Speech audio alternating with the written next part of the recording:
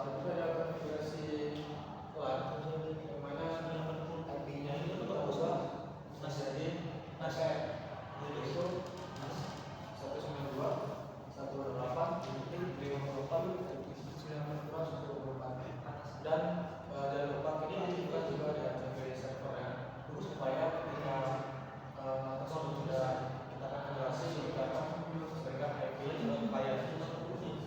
Dan yang ketiga dari verifikasi LAN sudah konfigurasi untuk memastikan konfigurasi kelas itu sudah berhasil. Nah, di sini saya sudah melakukan verifikasi di handphone saya sendiri dengan prosesnya ini. Nah, itu handphone saya sendiri. Setelah dilakukan konfigurasi di UNT, selanjutnya itu melakukan pengukuran APR atau optical power meter. Nah, di sini saya mendapatkan nilai minus 27,36 miliar. Yang mana hasil pengukuran menggunakan OPR tersebut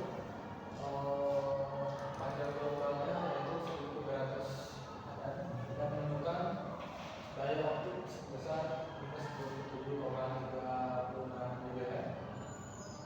Nah, setelah ini itu menandakan bahwa sinyal itu masih ada di dengan baik dan proses splicing fiber optik berjalan.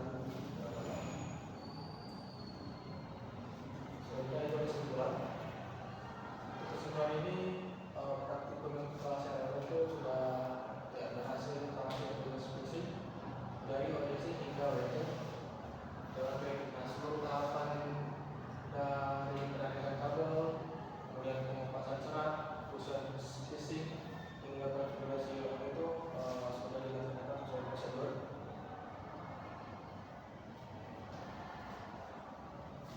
Kemudian ada kesimpulan dari hasil spacing, yaitu koneksinya stabil dengan indikator PON-nya menyala.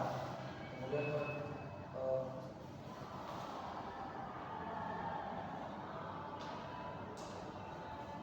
konfigurasi itu sudah berhasil dari WP, qualify dan juga itu sudah berhasil terproduksi.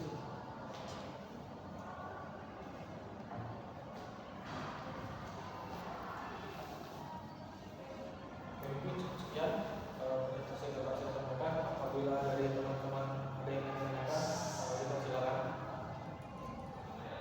Izin bertanya, perkenalkan saya Prasetyo. Di sini saya ingin bertanya, mengapa proses splicing fiber optik harus dilakukan dengan sangat teliti? Oke.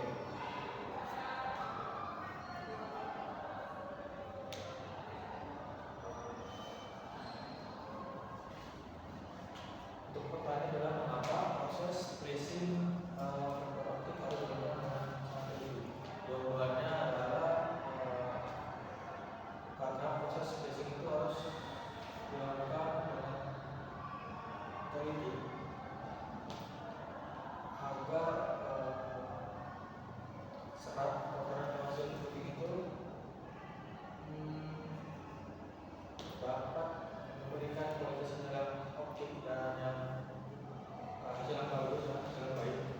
Kemudian spacing yang boleh dibuat itu akan menghasilkan sambungan atau yang kecil sehingga koneksi jaringan itu lebih stabil dan juga baik seperti itu. Mungkin dari teman-teman lain, silakan. Oke, mungkin saya Ahmad Mustafa ingin bertanya. Coba geser ke slide yang tadi, bagian yang pertama tadi. Itu. Lagi. Yang tadi. Nah, itu kan ada power tuh. Bawah tuh. Jadi apa sih fungsinya optical power meter dalam jaringan fiber optik? Baik, terima kasih atas pertanyaannya. Jadi fungsi dari OPM Ya. atau optical power meter itu untuk mengatur besar daya yang diterima dari ujung fiber optik. Kemudian OPM ini juga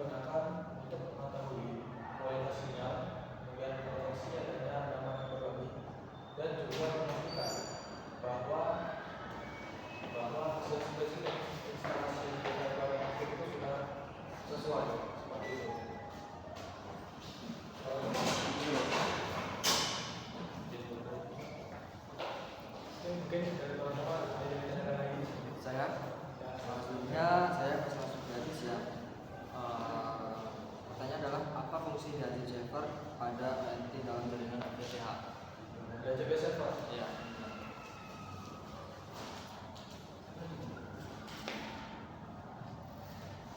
Jadi fungsi dari JP server